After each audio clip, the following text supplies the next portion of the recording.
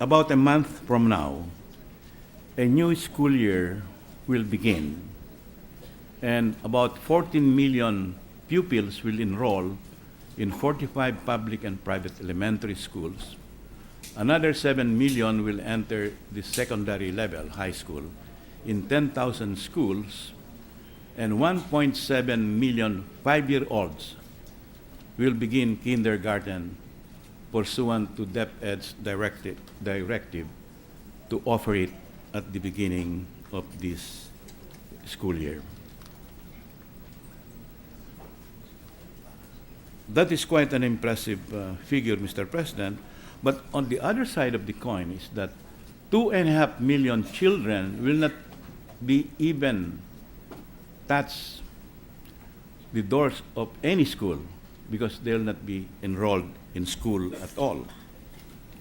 Furthermore, of the 14 million elementary pupils, more than 800,000, or in percentage 6.28, that's the pie, Mr. President, dropped out during the years 2009 to 2010, school year 2009-2010, according to the DepEd.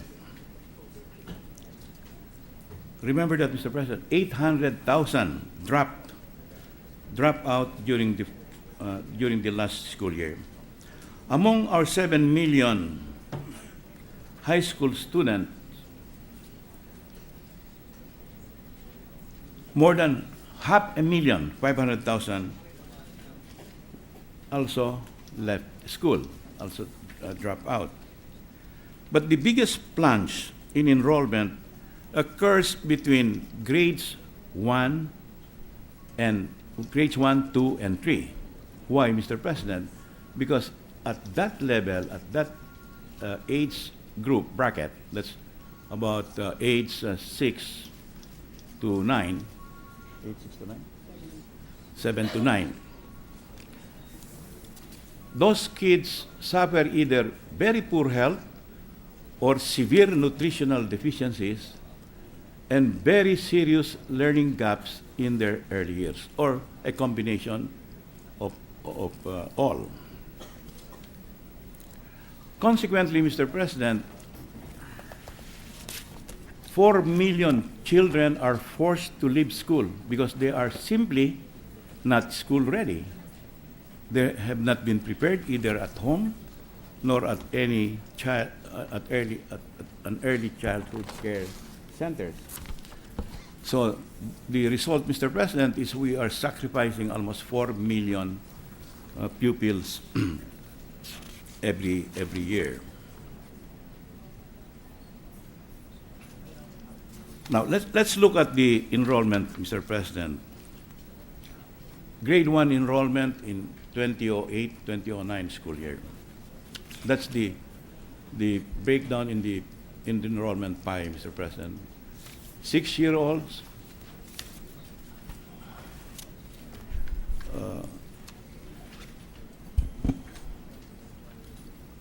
1.1 million. 7-year-old is the same, 1.1 million, and the over age is almost 600,000. What does this suggest, Mr. President? It suggests that the entering grade 6 or the grade 1 is not necessarily age 6. They can range from age 6 to 11. And that reflects the erratic, unstable enrollment of our young kids in primary school. And that explains why we have so many out-of-school kids in our country.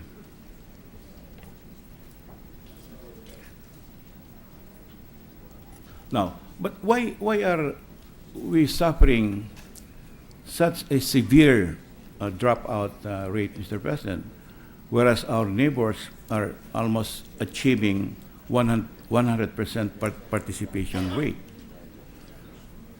Well, simply just because of gross neglect. We neglect we are unsuccessful in instilling in parents and families the value of education.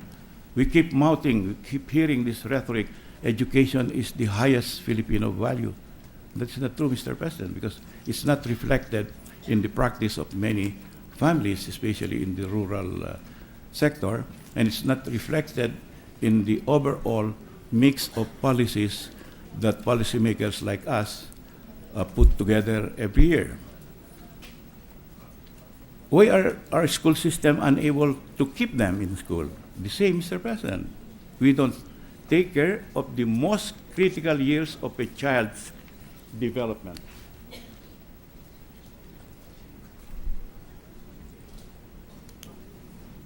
Now, what is the most critical years of a child's development? Here, Mr. President, we are supported by volumes and volumes of brain scientist studies, of neuroscience studies, of pedagogical studies, that the most vital year of brain development occurs between age 0 to 5, Mr. President. In other words, learning begins at birth. I want to repeat that. Learning begins at birth. And the learning pathways in the brain are formed from 0 to 6 years. In other words, Mr. President, almost half, or sometimes even more than half, of what a child of 5-year-old or 6-year-old, a 6-year-old child, will carry into adulthood is what has been taught to him by teachers and parents during the first 5 years of his life. That is the most modern studies, Mr. President. Look at that brain development chart, Mr. President. At age 10, half of the connections of the brain are pruned, leaving an average child with 500 trillion neurons that last through most of his life.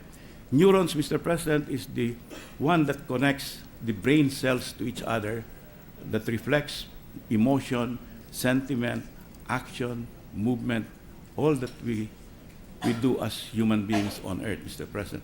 The neurons are, are the connectors of our brains. At age 8, another 30% is developed. So in other words, Mr. President, at age 4, 50% of the person's ability to learn is developed. At age 8, 80% is already developed. And therefore, all future learning, Mr. President, is based on the early years of brain development.